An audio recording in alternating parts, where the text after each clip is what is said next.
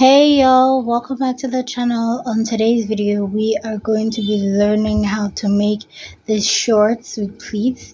If that's something you're interested in, come with me and let's get started. Also, do not forget to like, subscribe, and leave a comment down below. Thank you. Before we get into the video, I would like to thank the subscriber who left this comment, because without the comment, the video would have not been made.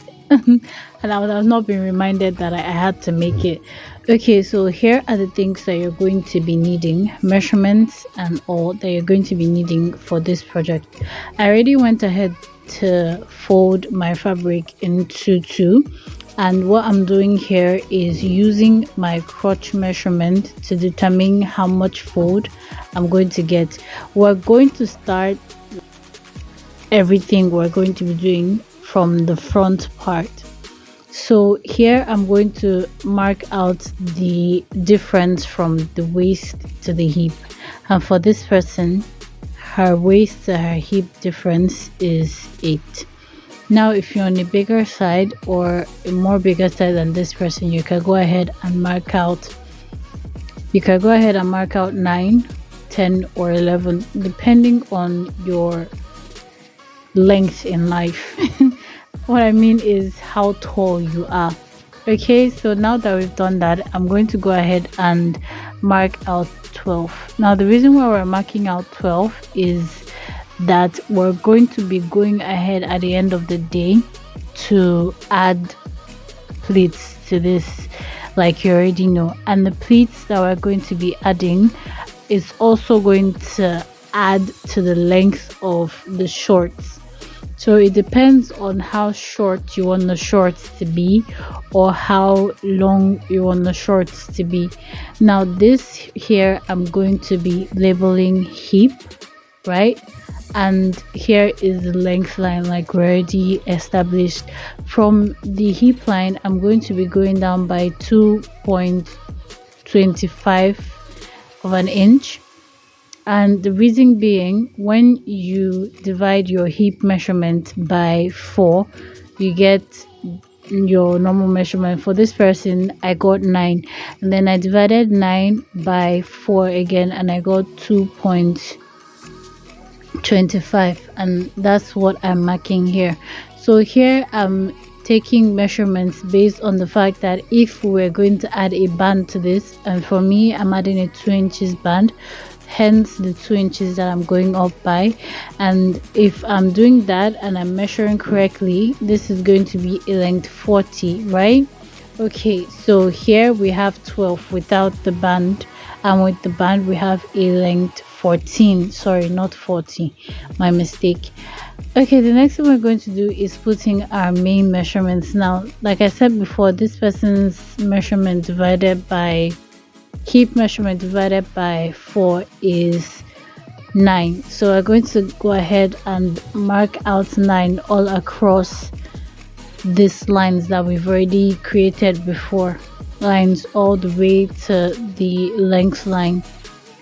Now that 9 has been established, we're going to go ahead again and go on the crotch line this time around and mark out 2.25. And the reason being, like I said before, your hip measurement divided by 4, then you divide what your result is by 4 again to get your 2 point whatever yours is going to be. But for this person, theirs is 2.25. So I'm going to go ahead and do that now. Use my curved ruler to make a curve. And because I want the lower part of this to be very free, I'm just going ahead to measure out what I have for my entire crotch measurement, and then I'll minus 1. You can go ahead and minus 2 or 3 depending on how tight you want this to be at the lower part of you. Now that we've done that, I'm going to go in here from the sides by 3/4 of an inch. I'm going to go ahead and mark that out, and then I'll use my curved rule to connect it to my hip line that we already did in the beginning. Here at the top here, I'm going to go ahead and do my waist measurement divided by 4. I'm going to add 1 inch for that and 1.5 inch for sewing allowance. And I'm also going to use my curved rule to make a curve from my hip line to the 1.5 inch mark that we made earlier. And after doing this, I'm going to go ahead and from the crotch line area, I'm going to go ahead and just mark out 1/2 inch. You can go ahead and not mark it if you don't want yours to fit you properly, but I feel this is the best way to do it, seeing as we're not making anything on a pattern paper. Now this is what it looks like for the front. Let's go ahead and do the back. Now this is the back, and as we all know, the back is going to be a lot bigger than the front when it comes to shorts, right? So I'm going to go ahead and just fold reasonable amount of fabric and then place my front on top. Now I'm going to go ahead and extend the line. Remember the 1/2 inch line that we went out by in the front? We're going to go ahead and extend that line all the way to the top. And I'm also going to be extending the crotch line, the hip line, and the length line onto the back.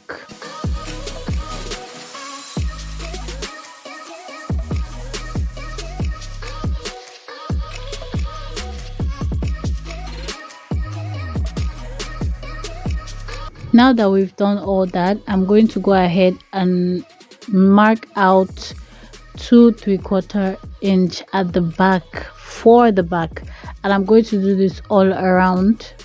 And here I'm also going out by 2 3/4 inch, and I'm just going to extend that line all the way to the top as well, like I said for the first line. And I'm just going to go ahead and use my ruler and curved ruler and make the lines known.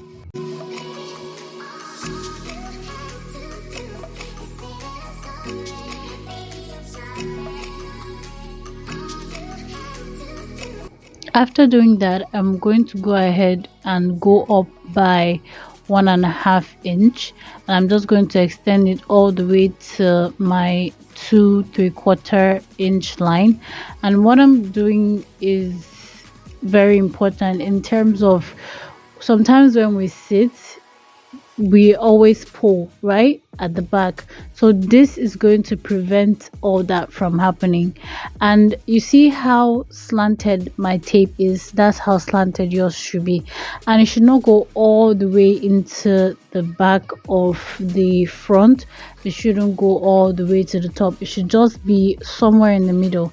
And I'm going to go ahead and mark out my waist measurement divided by 4.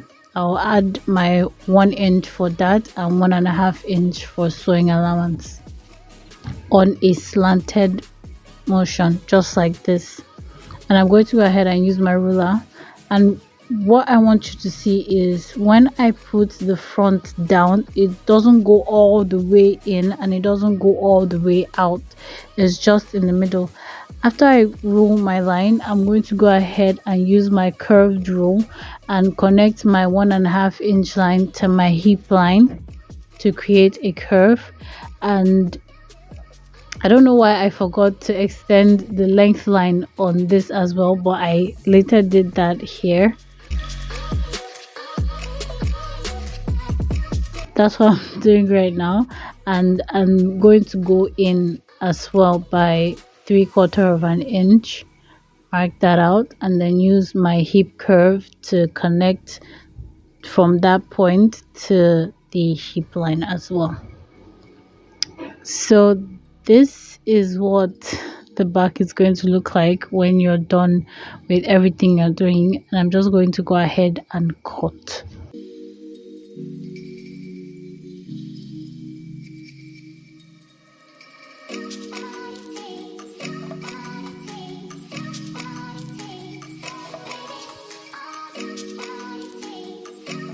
This is what the front and the back look side by side. Like, this is what they look like. side by side, and onto the next step is me going to the curved areas and marking out 1/2 inch. So we're going to go ahead and close this part by 1/2 inch, and I'm going to now place the front onto the back to cut out the excess that you can see on this side. And what I did was, when I placed the front onto the back, I still went ahead to measure first if I still had the accurate 2 3/4 inch that we marked when we were marking it out before I did any other thing. This is the band that we're going to be using to create our pleats, and the length is length 60, and we have a wideness of 5 inches. So we're going to place this now at the bottom part here, and I'm going to go ahead and use my pin to hold it down. And now I'm just going to go ahead and pleat. Now these pleats are going to be depending on what you want. You can go ahead and mark out like 5 or 4 inches apart, depending on how spacious or together you want your pleats to be. As you can see, for me, I am not marking out anything. I just want the pleats to be together because I feel it's more prettier that way. And at the end of it, I'm just going to go ahead and leave 1.5 inch, so I have my sewing allowance there for me. This is what I'm trying to tell you. You see that at the ends where I need to sew, there are no pleats there, but there are pleats where the pleats are needed. After we've done that, I'm going to go ahead and add my darts to this. Now for this particular person, I'm going to go ahead and make a dart of 4.5. You can do 5 if you're on a bigger side or a taller side, but this person is not so tall and not so petite, so I'm just going to do 4 for this person. I just wanted you to know that information. So after I put my darts, I'm going to go ahead and show you the next part, which is this.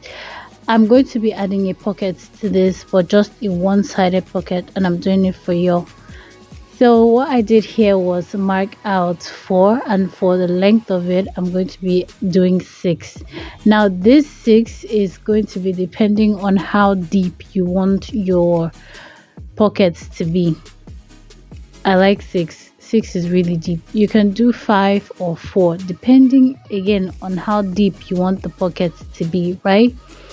And you could go ahead and cut this for both sides, but I'm only doing it on one side, so I only cut it on one side.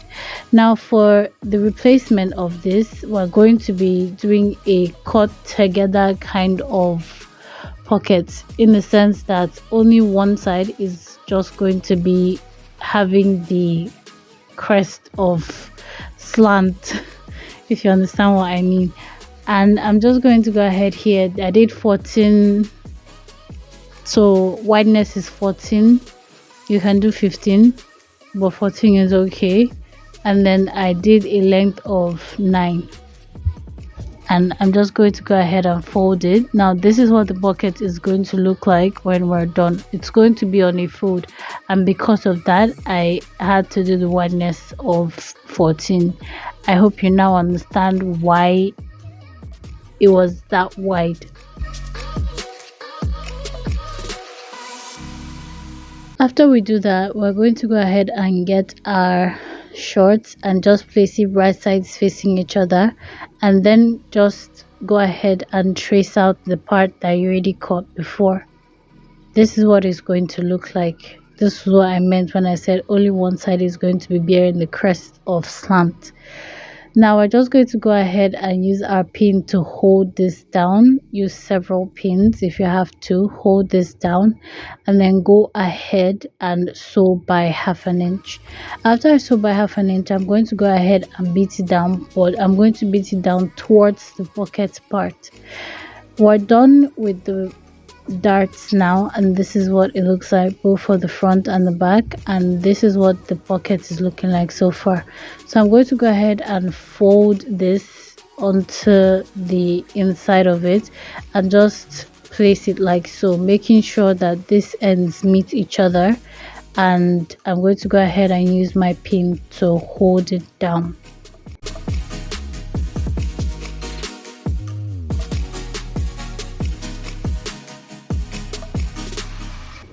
After I do that, I'm also going to go ahead and use a pin to hold the upper side, but adjust it, making sure that the bead down of what you did goes inside. That way nobody can see it, right?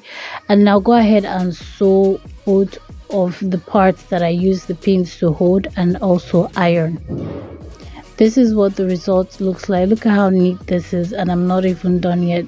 Now if you have a weaving machine or a serger in your house, you could just go ahead and do the needful. Now for this, I'm going to go ahead and hold it down, so the pocket and the shorts are now one. And after I do that, I'm going to go ahead and place the front onto the back, and I'm going to sew by 1.5 inch. We're going to put this together by 1.5 inch. So I'm going to be adding a zipper to this.